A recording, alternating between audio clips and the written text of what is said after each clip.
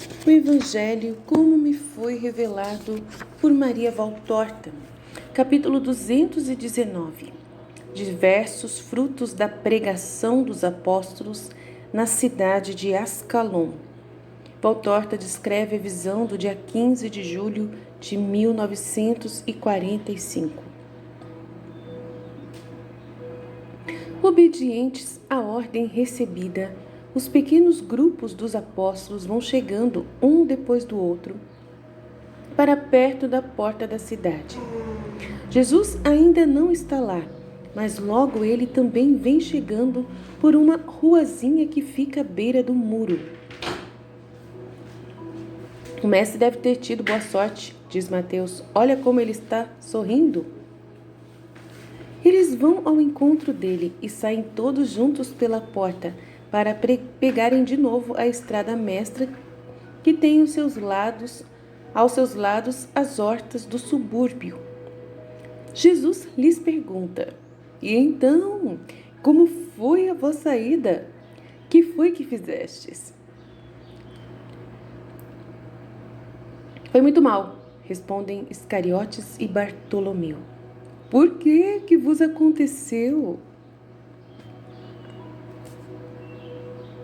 "Aconteceu que pouco faltou para nos apedrejarem, e nós tivemos que escapar deles. Vamos embora desta terra de bárbaros. Vamos voltar para onde gostam de nós. Eu aqui não falo mais." Eu já não queria falar, mas depois eu me deixei convencer, e tu não me detiveste. E, no entanto, tu sabes as coisas. Iscariotes está inquieto. "Mas o que foi que sucedeu contigo?" "Eu tinha ido com Mateus, Tiago e André. Nós nos tínhamos dirigido para a Praça dos Julgamentos, porque lá há gente fina e que tem tempo a perder, ouvindo a quem fala. Mas nós decidimos que Mateus é que iria falar, por ser o mais apto para falar aos publicanos e aos clientes deles.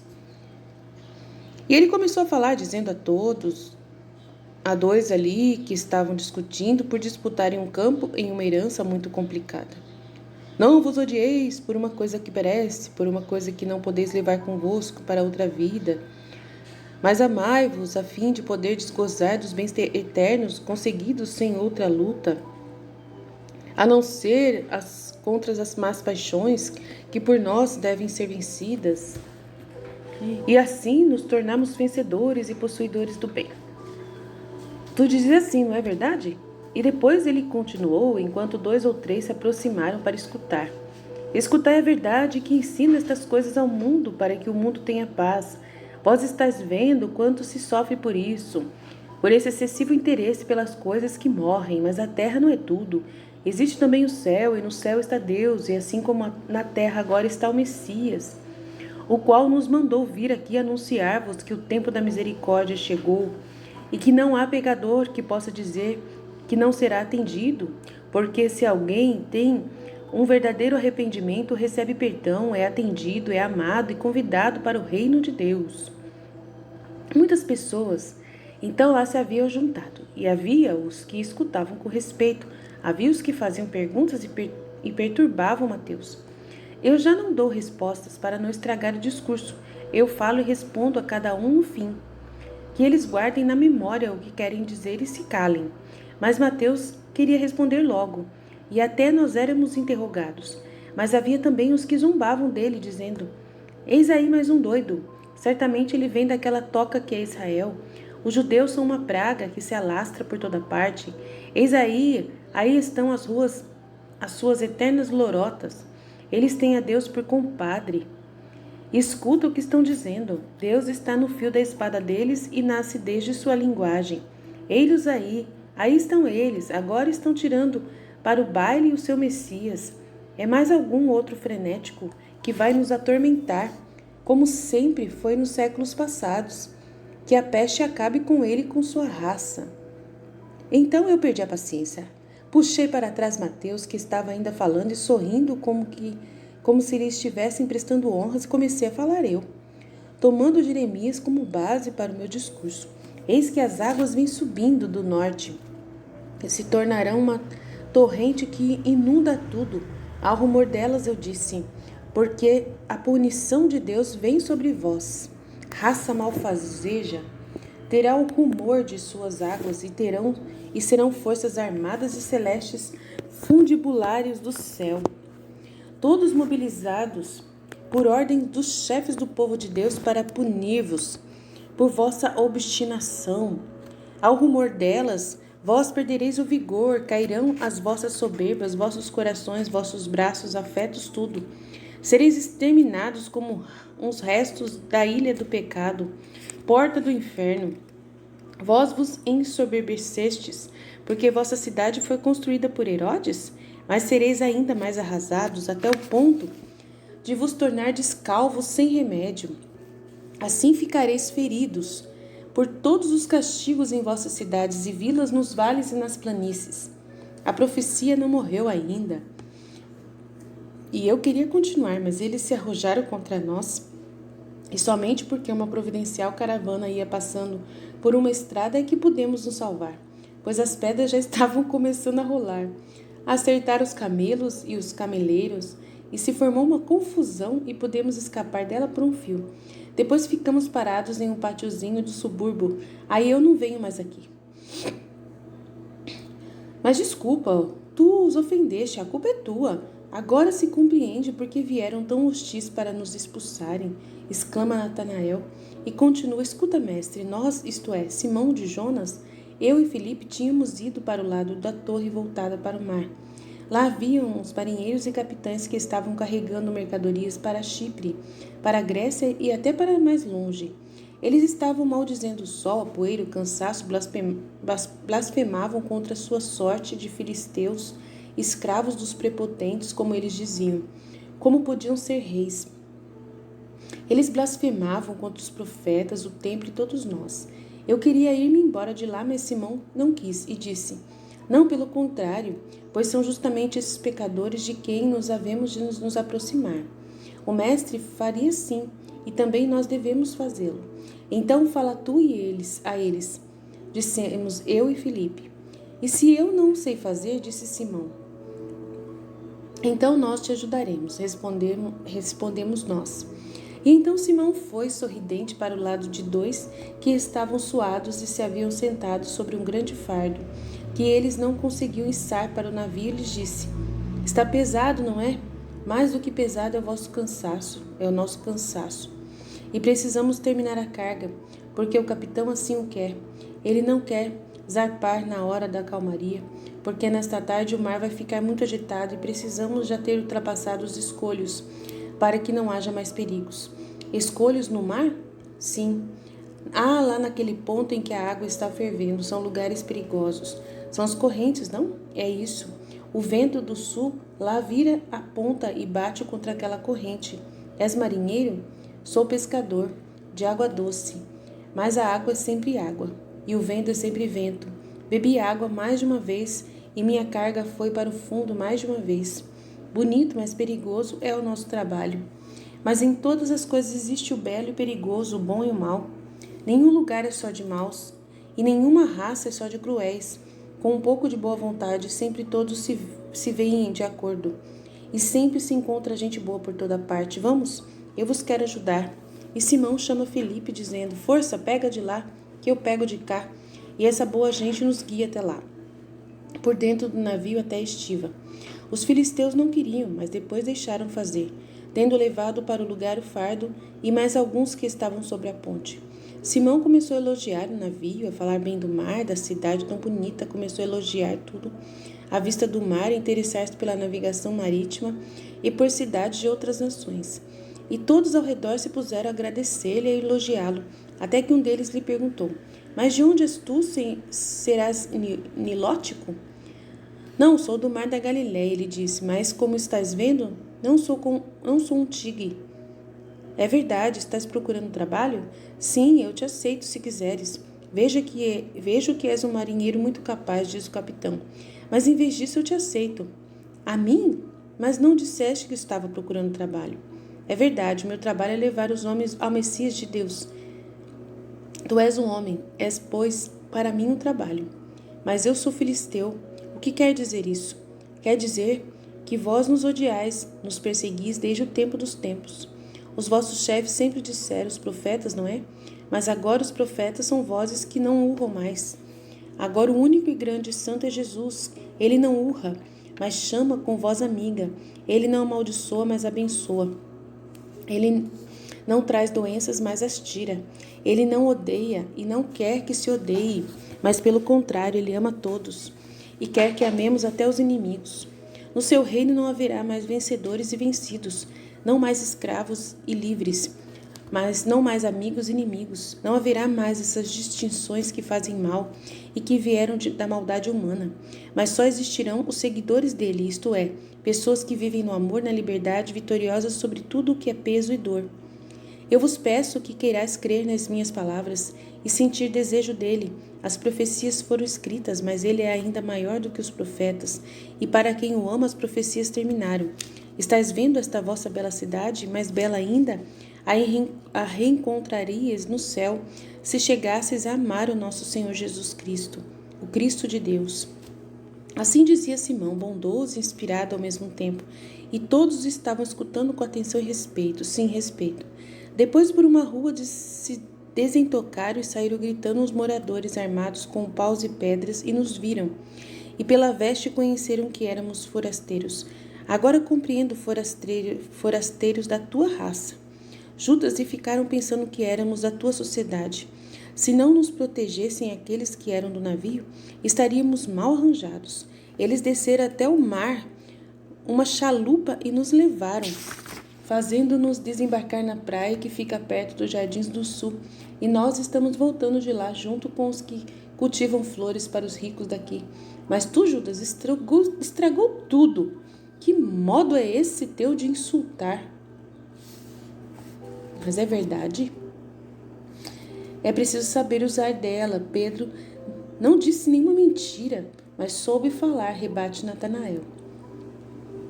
Eu procurei pôr-me no lugar do mestre e pensei, ele seria delicado assim, então eu também, disse simplesmente o Pedro. Oh, aleluia!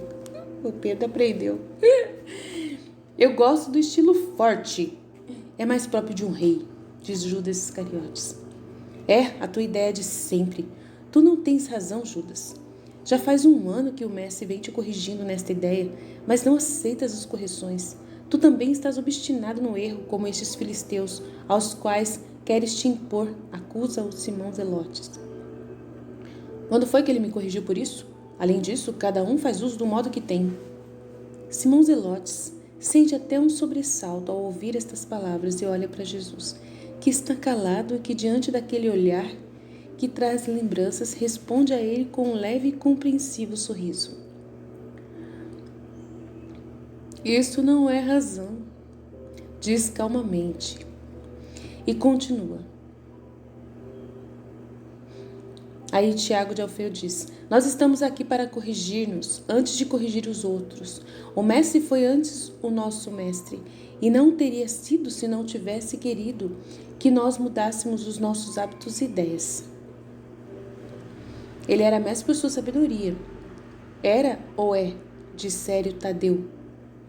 Quantas cavilações, sim, é. Ele é mestre por tudo mais, e não somente por sua sabedoria. O seu ensinamento se dirige a tudo o que há em nós. Ele é perfeito e nós imperfeitos. Esforcemo-nos, pois, para o sermos também, aconselha mansamente Tiago de Alfeu. Não acho que eu tenha tido culpa, é porque são de uma raça maldita, todos somos perversos. Não pode dizer isto, prorrompe Tomé. João foi aos mais baixos de todos os pecadores que levaram os peixes para as feiras, e olha aqui este saco úmido, é peixe do mais saboroso. Eles dispensaram o que podiam ganhar para nulo dar, e por temor de que o peixe pescado pela manhã à tarde já não estivesse mais fresco, eles voltaram ao mar e quiseram que nós fôssemos com eles. Parecia que estávamos no mar da Galileia, e eu te garanto que se o lugar nos fazia lembrar dele, também o faziam as barcas cheias de rostos atentos. E o que mais fazia lembrar dele era João. Ele parecia um outro Jesus. As palavras saíam dele doces como o mel de sua boca risonha, e seu rosto cintilava como outro sol. Como ele estava semelhante a ti, mestre.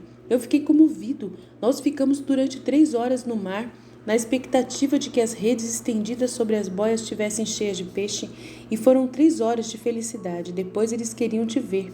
Mas João disse: eu vos prometo um novo encontro em Cafarnaum, como se lhes tivesse dito. Eu vos prometo um novo encontro na praça de vossa cidade. E eles também prometeram: nós iremos, e tomaram nota. E nós tivemos que lutar para não sermos carregados com peixe demais. Eles nos deram do peixe mais fino. Vamos cozinhá-lo hoje. De tarde teremos um grande banquete para refazer-nos do jejum de ontem. Mas que foi que falaste ainda? Pergunta Iscariotes, dolorosamente surpreso. Nada de especial, eu falei de Jesus, responde João. Mas como tu falas dele, João também citou os profetas. Mas como tu também falas dele, João também citou os profetas, mas os virou de cabeça para baixo, explica Tomé. De cabeça para baixo? Pergunta espantado Iscariotes. Sim, tu dos profetas extraíste a aspereza, o João a doçura, porque afinal até o rigor deles é amor, um amor exclusivo, violento, se assim o queres dizer, mas é sempre um amor para com as almas que desejariam ser todas fiéis ao Senhor. Não sei se já refletiste nisto, tu que foste educado entre os escribas. Eu sim, ainda mais por ser um ourives. Também o ouro há de ser martelado e acrisolado, mas é para torná-lo mais bonito. Não é por ódio, mas por amor. Assim os profetas são para as almas. Eu compreendo isso, talvez justamente porque sou ourives. Ele citou Zacarias em sua profecia contra Adraque e Damasco e chegou àquele ponto. À vista disso, Ascalon será tomada pelo espanto. Gaza ficará coberta de grande tristeza e também Acaron, porque desvaneceu-se sua esperança. Gaza não terá mais rei e se pôs a explicar como tudo isso aconteceu, porque o homem se afastou de Deus e falando da vinda do Messias, que é um perdão por amor, prometeu que uma pobre realeza como os filhos da terra desejam para sua nação os homens que seguirem o Messias em sua doutrina, chegarão a ter uma realeza eterna e infinita no céu. Dizer isso não é nada, mas ouvir isso parecia estar ouvindo uma música subir. Levado pelos anjos, e eis que os profetas que a ti deram pauladas, a nós nos deram peixes de fino sabor. Judas se cala desorientado. E vós? Pergunta Jesus aos primos e os zelotes. Nós fomos aos estaleiros onde os calafates trabalham. Nós também preferimos ir aos pobres, mas também havia ricos filisteus que exerciam a supervisão da construção de seus navios. Não sabíamos quem é que deveria falar, então fizemos o jogo dos pontos, como fazem os meninos. Judas estendeu 7 dedos, eu 4, Simão 2. Então tocou a Judas e ele falou, explica Tiago de Alfeu. E que foi que disseste? Perguntam todos. Eu me fiz conhecer francamente pelo que eu sou, dizendo-lhes que a hospitalidade deles eu pedia a bondade de acolher a palavra do peregrino, que via neles seus irmãos, pois tinha uma origem e um fim comuns, e a esperança não comum, mas cheia de amor, de poder levá-los comigo à casa do Pai e dar-lhes o nome de irmãos para sempre, na grande alegria do céu. Eu disse depois, está dito em Sofonias, o nosso profeta, a região do mar será lugar de pastores, e aí eles terão suas pastagens e de tarde irão repousar nas casas de Ascalon. E eu desenvolvi o pensamento dizendo, o pastor supremo já chegou ao meio de vós, não veio armado de flechas, mas de amor. E ele vos estende os braços e vos mostra suas pastagens santas. Não se lembre do passado, senão por ter compaixão dos homens pelo grande mal que fazem a si mesmos, e que já se fizeram como uns meninos loucos com ódio, enquanto podiam estar livres de tão grande dor se eles se amassem uns aos outros. Pois eles são irmãos. Essa terra, eu disse, será lugar de pastores santos, os servos do pastor supremo que já sabem que aqui terão os seus pastos mais viçosos e os melhores rebanhos, e os corações deles na tarde de suas vidas poderão repousar, pensando nos vossos corações e nos dos vossos filhos, mais familiares do que as casas amigas, porque terão como patrão a Jesus nosso Senhor. Eles me compreenderam, fizeram-me perguntas, ou melhor, fizeram-nos perguntas, e Simão narrou a sua cura e o meu irmão a tua bondade para com os pobres, e aprova ele aqui esta bolsa gorda para os pobres que iremos encontrando pelo caminho, também a nós os profetas não nos fizeram mal. Iscariotes nem toma mais fôlego, pois bem Jesus o conforta. Na outra vez Judas já fará melhor. Ele achou que fazia bem assim, e tendo assim agido para um fim honesto, não pecou de nenhum modo. E eu estou contente também com ele. Agir como apóstolo não é fácil, mas depois vai se aprendendo. Uma coisa me desagrada, não ter tido esse dinheiro antes, e não vos ter encontrado. Ter-me-ia ele servido para socorrer uma família infeliz. Podemos voltar atrás, ainda é cedo, mas desculpa, mestre, como encontraste a família? Que lhe fizeste tu? Será que não a evangelizaste? Eu fiquei passeando com o silêncio. Eu disse a uma meretriz, deixa o teu pecado. Encontrei um menino um tanto levado e o evangelizei, trocando presentes com ele. Eu dei a fivela que Maria Salomé me havia pregado na veste em Betânia, e ele me deu este trabalho feito por ele. E Jesus tira das dobras da veste o boneco caricatural. Todos o observam e se riem. Depois eu fui ver os esplêndidos tapetes que um homem de Escalon faz para vender no Egito e em outras partes. Depois fui consolar uma menina sem pai e curar a mãe dela, e basta. E te parece pouco? Sim, porque havia necessidade também de dinheiro e eu não tinha. Mas voltemos lá dentro, nós que não demos aborrecimento a ninguém. E o teu peixe, disse caçoando Tiago de Zebedeu. O peixe está aqui. Vós que tendes o anátema em cima, ide ao velho que vos hospeda, começai a prepará-lo e nós vamos à cidade. Sim, diz Jesus, mas eu vos mostrarei de longe a casa. Nela haverá pessoas, eu não irei. Eles me entreteriam.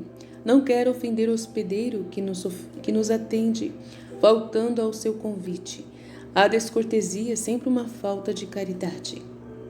Iscariotes abaixa mais a cabeça e fica rocheado de tanto que muda de cor, lembrando-se de quantas vezes ele caiu naquela falta. Jesus continua: vós ide a casa e perguntai pela menina. Não há outra menina senão ela, e não podeis errar. Dareis a ela esta bolsa e lhe direis: esta é Deus que te manda, porque soubeste crer. É para ti a mamãe e os irmãozinhos. Não digas nada mais, e voltai logo para trás. Vamos. E o grupo se divide, indo Jesus com João, Tomé e os primos para a cidade, enquanto os outros vão para a casa do hortelão filisteu.